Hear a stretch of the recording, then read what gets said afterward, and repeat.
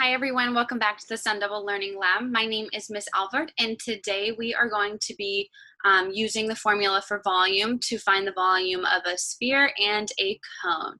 So with that, let's get started.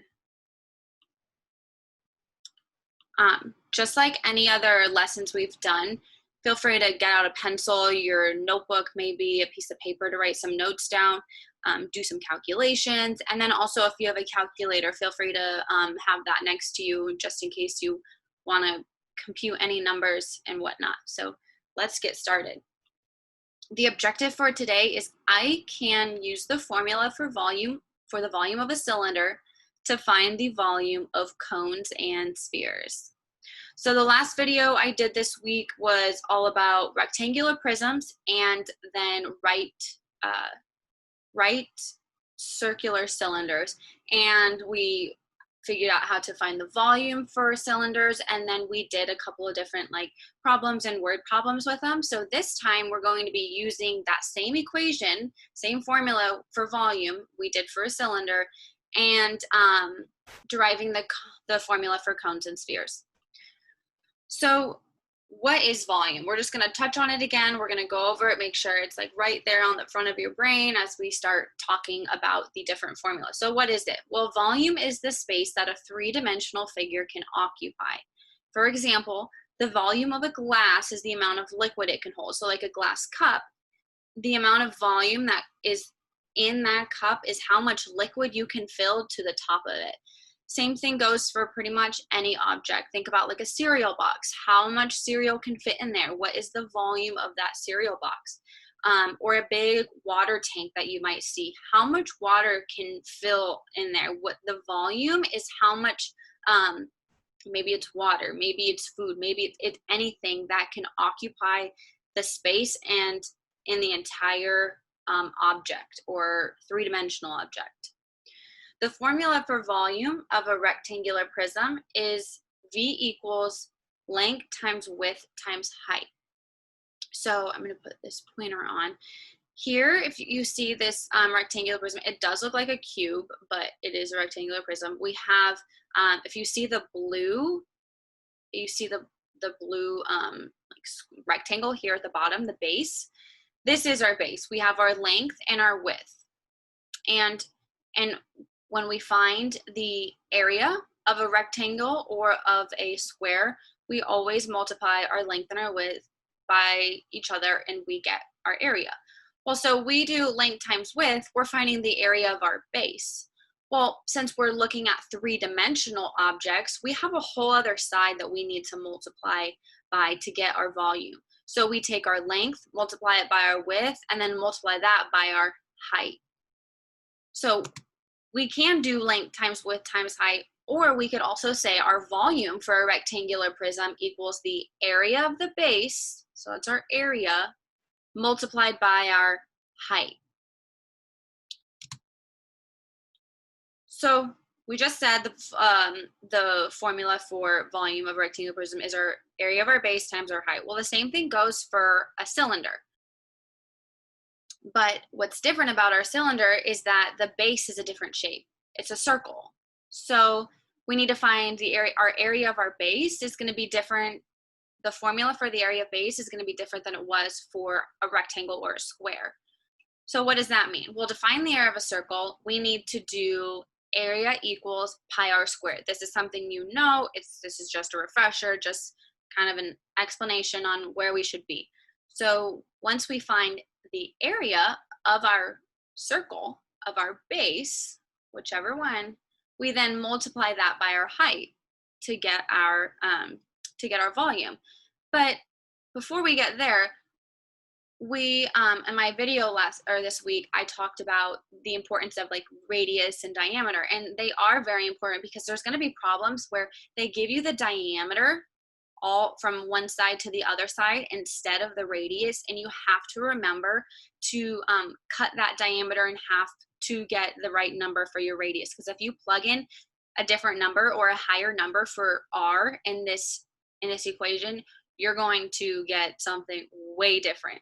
So it's definitely important to pay attention. If you do get a problem that has a diameter, divide it by 2, and you have your radius. And if they were to give your radius to you, fantastic. So we find the area of our circle, of our base, so A equals pi r squared.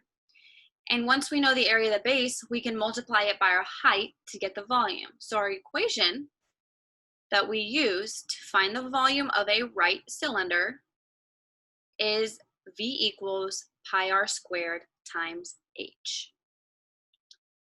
So let's find the volume of this cylinder. Our radius is 2 centimeters, so we can plug that into our equation for the area of the base, A equals pi r squared.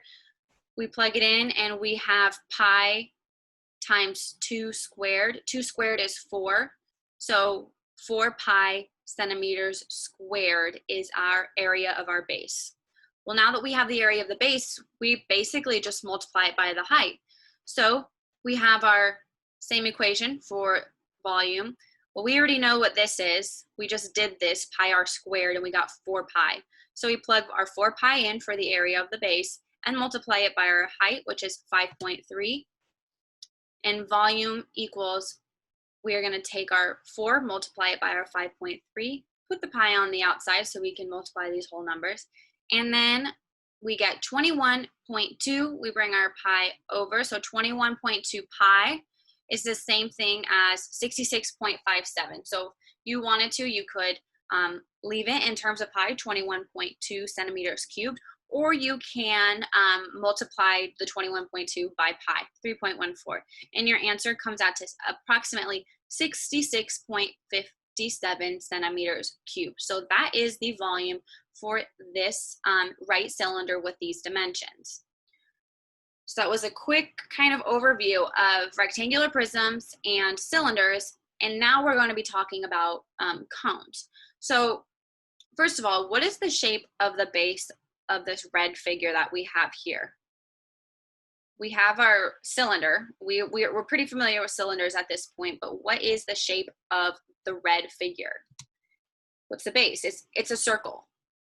Well, we know how to find that circles. That's not anything new to us. We figured out area equals pi r squared when we're dealing with a circle base, but this doesn't look like it's the same figure as a right cylinder.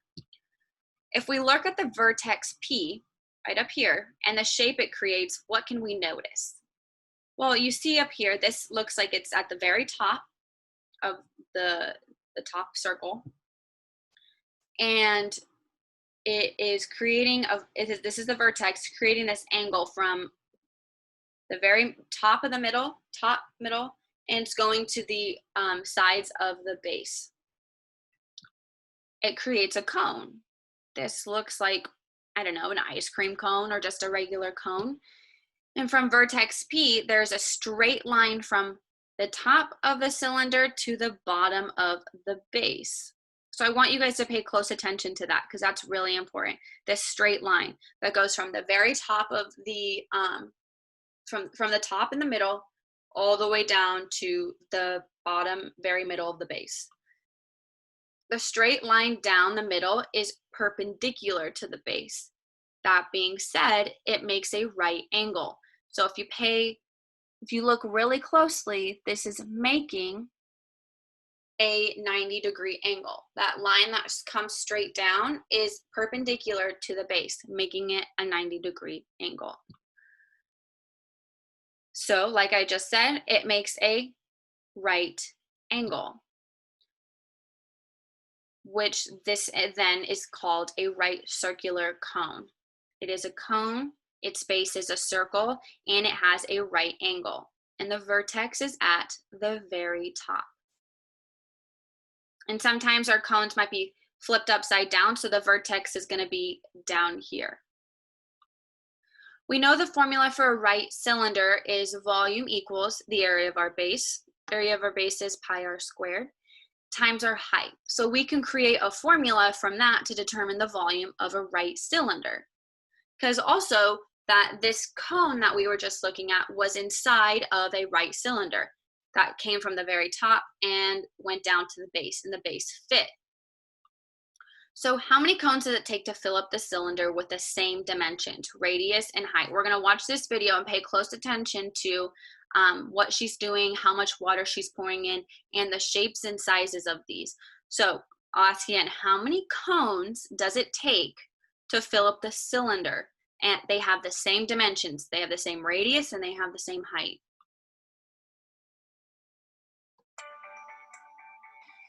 In this video, we'll demonstrate the ratio of a volume of a cone and a volume of a cylinder. We have a cone and a cylinder with the same diameter and height. The cylinder is filled exactly with 3 full cones of water.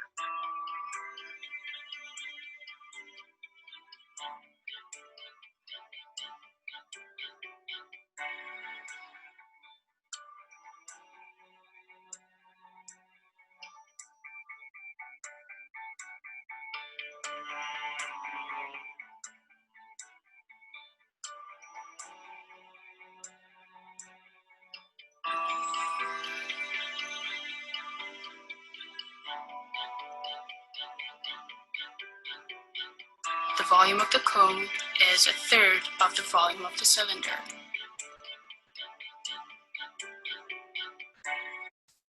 Okay, so how many cones does it take? It takes 3 cones to fill up 1 cylinder. So with that being said, she said it herself too, the cone is 1/3 the size of the cylinder. So we just said that. They have the same dimensions and everything. If they have the same dimensions, then the volume of the cone is 1/3 the volume of the cylinder. So let's think about that a little bit. We already know what the formula is for a cylinder. V equals pi r squared times our height. The cone's volume will be 1/3 of the volume of the cylinder. So therefore, the formula for our cone is going to be V equals 1/3 pi r squared times our height.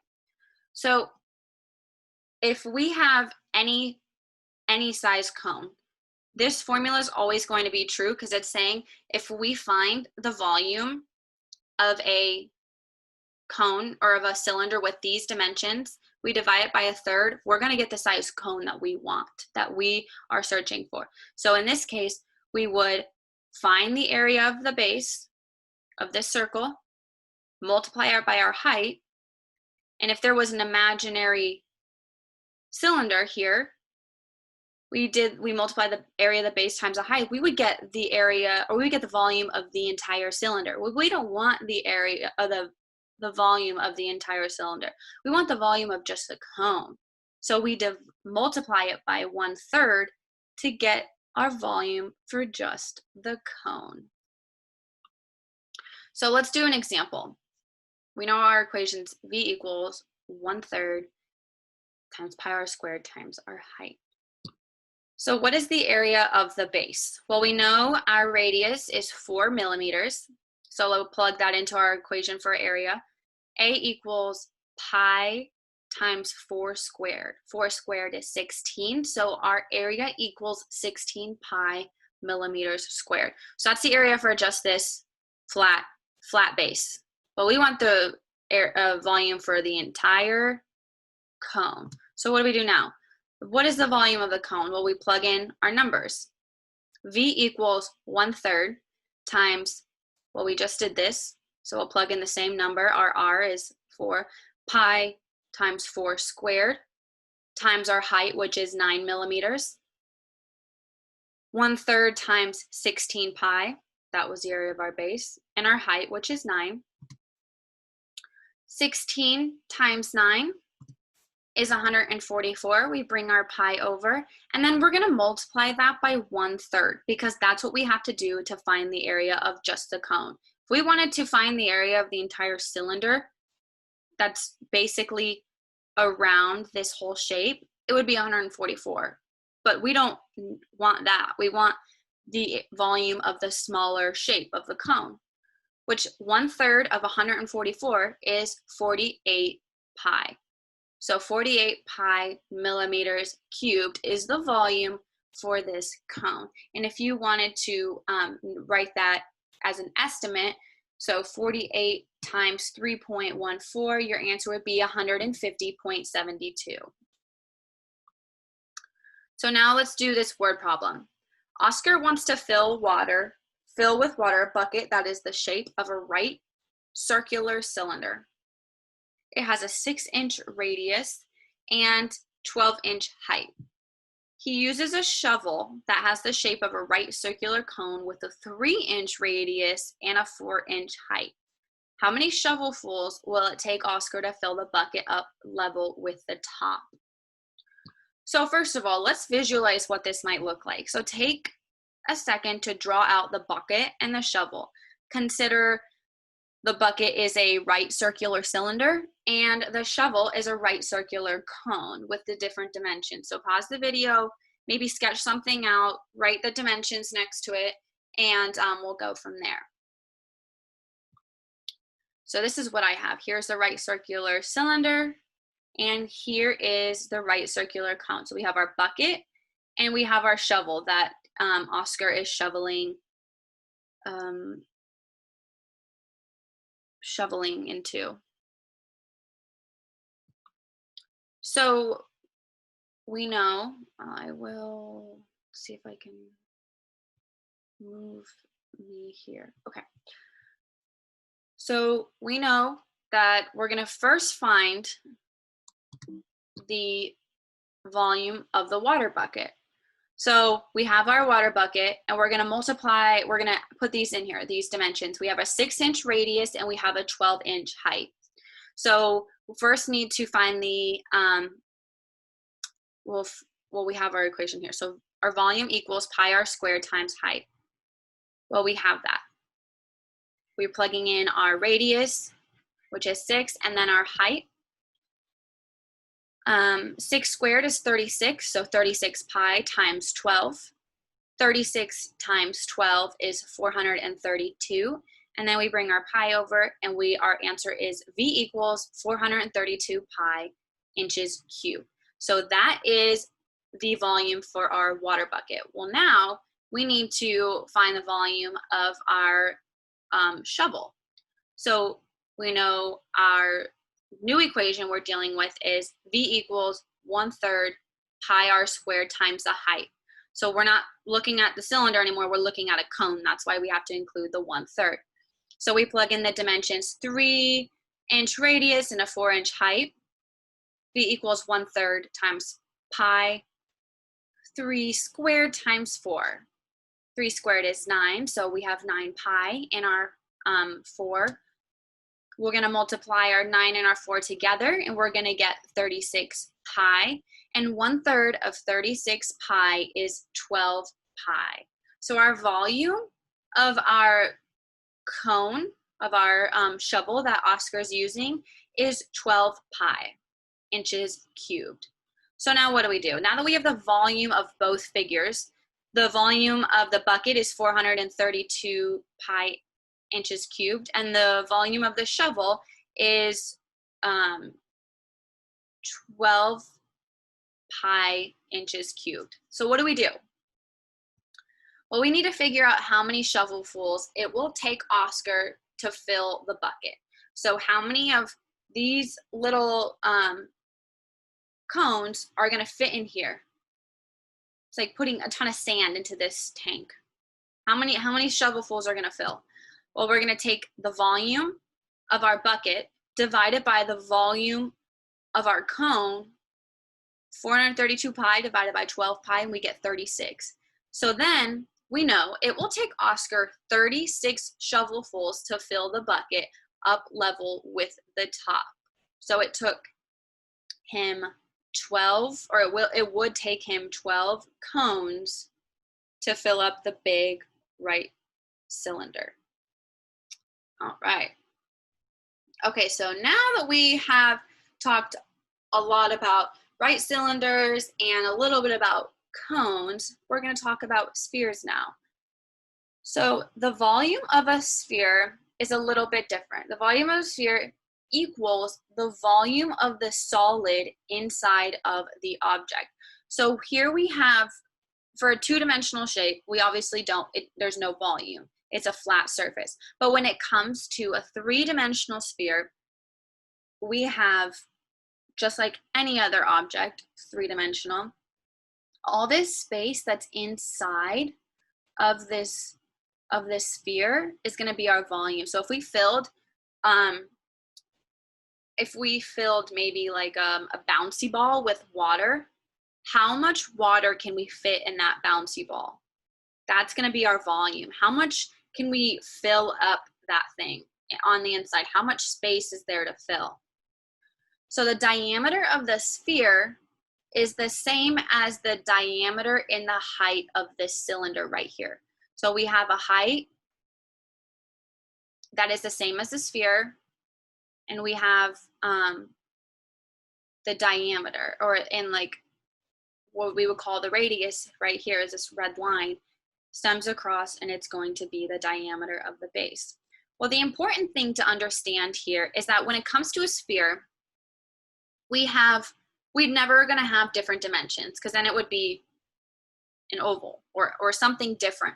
So our diameter is going to be the same all the way across. So we're dealing with one diameter. We don't have a different height. We don't have a different radius. We have one radius, and our height is going to be 2 times that radius, which is also our diameter. So just think about that. I know that's kind of confusing, but I want this figure, I want this to be really fresh on your mind. How much of the volume of the cylinder is taken up by the sphere? So we're about to watch a video, and it's going to be the sphere and the cylinder are going to have the same dimensions, and you need to remember that. But pay attention to how much of the volume of the cylinder is taken up by the sphere. So let's watch.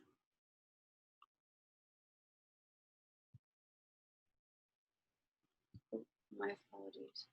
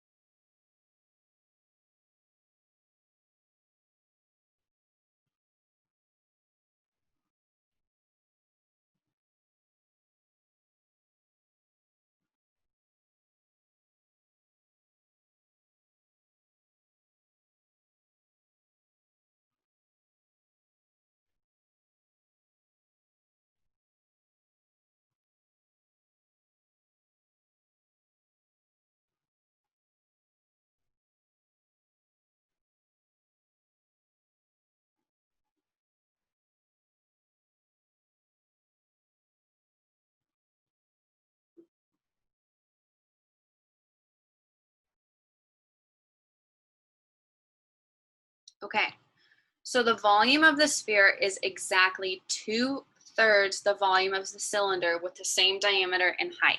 So that's important to understand. This person took a sphere that had the same dimensions as a cylinder, filled it up, poured it in, and it took up 2/3 of the volume. So whereas the cone only took up 1/3, this sphere is taking up 2/3. So what do? Well, the volume of the sphere equals 2/3 of the volume of the cylinder with the same diameter and the height as the sphere. So we know that. So this is the demonstration they just did. Fill this up with water and poured it into this, and we got like 2/3 of the way full. We know a volume of our cylinder is pi r squared times h. So what is the cylinder? What is the height of the cylinder? Well, the height of the cylinder is the same as the diameter of the sphere, because the diameter of a circle in general is from one side of the circle to the other side of the circle, and in this case is the height. It's the same thing. So our diameter, this is going to be the same number as our diameter. Well, how do we figure out our diameter when we look at a circle? Take r, multiply it by 2. So our height, we could say is the same length as our diameter, or we could just say it's 2r. So the volume of a sphere is going to be 2/3 times the volume of a cylinder, but we want to, this just looks too complicated. So then we take our new height is going to be 2r. So V equals 2/3 pi r squared, and height is always going to be 2r when it comes to a sphere. Our height of our cylinder is always going to be the diameter of our sphere, which is the same thing as doing our radius 2 times. So we take out h and we plug in 2r for that. Well, we have an r right here, and we have an r right here. So we are going to put those together, and we get r cubed. Well, then we have this big 2. Well, 2/3 times 2 is 4/3. So our new equation comes out to 4/3 times pi r cubed. I know that's confusing. I know it's a lot, but remember that our height, our new height that we're dealing with, is now just 2 times our radius. So instead of having an unknown height each time, it's our diameter. Well, our diameter is also the same thing as saying 2 times our radius. So we simply, for this formula, we plug in our 2r for our height, because that's going to be the same every time we're finding the volume of a sphere. So we take our 2/3 and multiply that by our pi r squared, and then we have our height, 2r. Well, there's a lot of 2's and there's a couple of r's there, so we might as well condense those. We have like variables. So r squared times r is r cubed. So where we get this r cubed from, we have our pi still. And then 2/3, 2/3 times, this is a whole number, so it'll be 2/1. 2/3 times 2/1 is the same thing as 4/3. So we have 4/3 and times pi r cubed. So we just I'm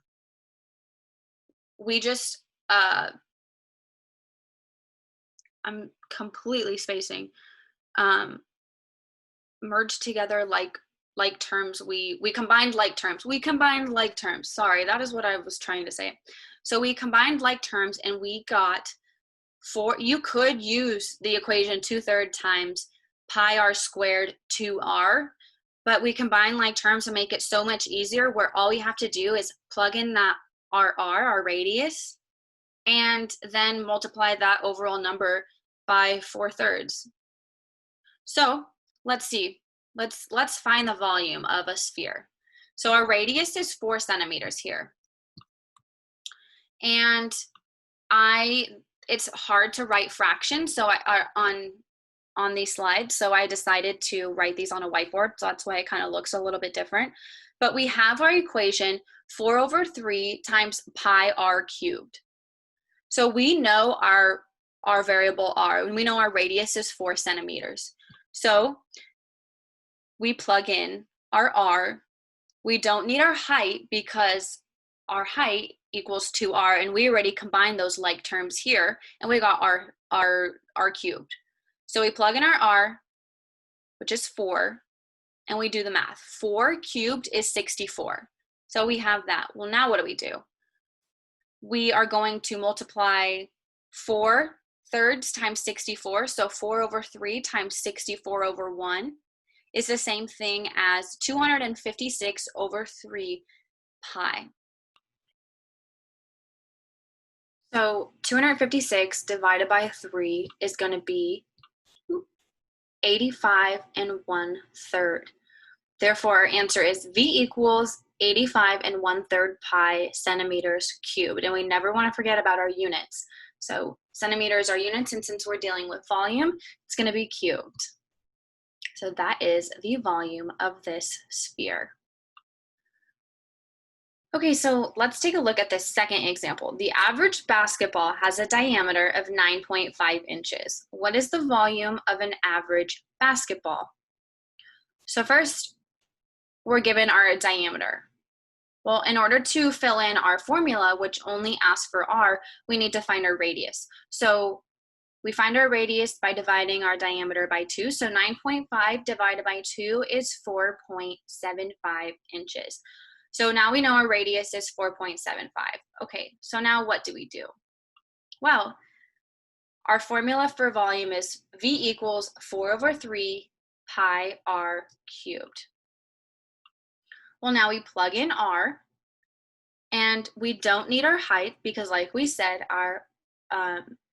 our height is 2r, and we combined like terms already. So we're going to plug in our 4.75 for r. 4.75 cubed is going to be 107.17. 107.17. So now what do? We multiply across. So 4/3 times 107.17 over 1. Volume of the sphere is 142.9 pi inches cubed. Volume of the basketball, or average basketball. So here's a third example that I have, and this lesson's a little bit longer, so I'm going to read it off, and feel free to just pause the video at any point, write down this question, and work on it on your own if you would like. It's a good question, and it helps to understand more finding the volume for a cylinder and then also finding the volume of a sphere. So the question is, a cylinder has a diameter of 16 inches and a height of 14 inches. What is the volume of the largest sphere that will fit into the cylinder? So pause it at any point and go ahead and work on this. Try this, see what you get. Okay, so throughout this lesson, we talked a lot. We talked a lot about rectangular prisms. We did a little recap on right cylinders and how to find the volume of a right cylinder. And then we also learned how to find the volume of a cone. And then lastly, how to find the volume of a sphere. So how does the formula for the volume of a sphere relate to a right circular cylinder? Well, we started with a right cylinder, and we use that to help us decide that 1/3, that a cone is 1/3 of a right cylinder.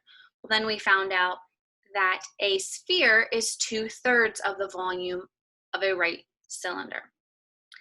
So this is a lot, but I think it's important to be able to put it all here on the slide for you so you can copy down and really get a good understanding of what it's saying. But it says the formula to find the volume of a sphere is directly related to that of the right circular cylinder. So given a right cylinder with a radius r and a height h, which our height is going to be equal to 2r, like we said, also the same length of our diameter, a sphere with the same radius r has a volume that is exactly 2/3 of this cylinder. And that's how we derive our formula, 4/3 times pi r cubed. How many cones fit into a right cylinder? We know this.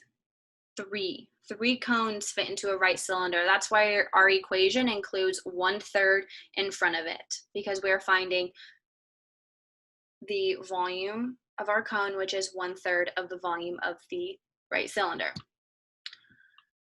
How much space does a sphere and a right cylinder occupy if they are the same dimensions? This is the biggest question, because